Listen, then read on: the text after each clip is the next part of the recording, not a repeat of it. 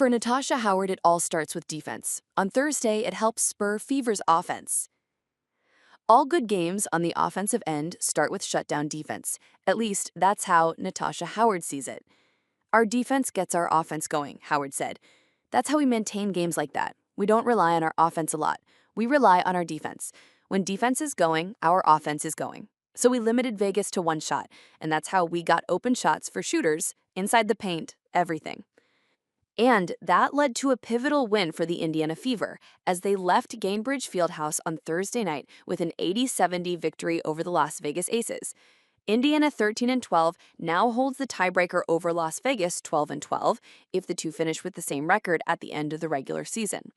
It was also the first time in franchise history the Fever have won back-to-back games over the Aces. A lot of that was thanks to Howard.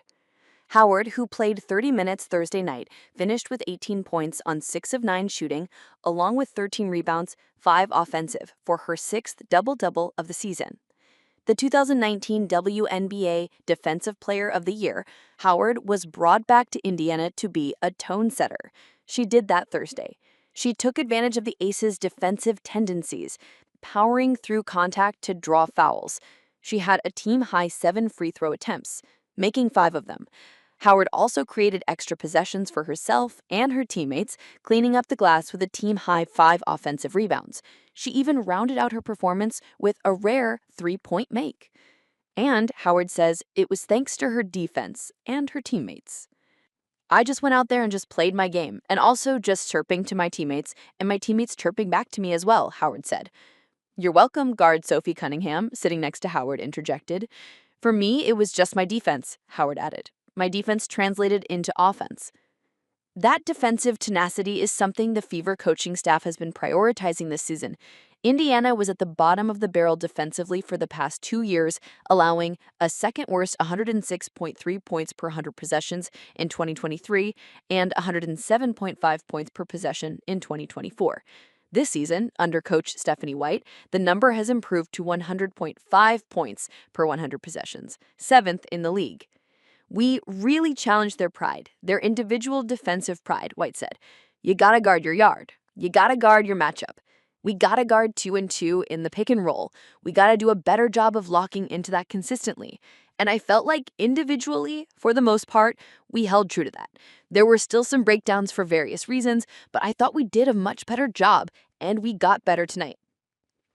Now, the Fever will need to do that consistently.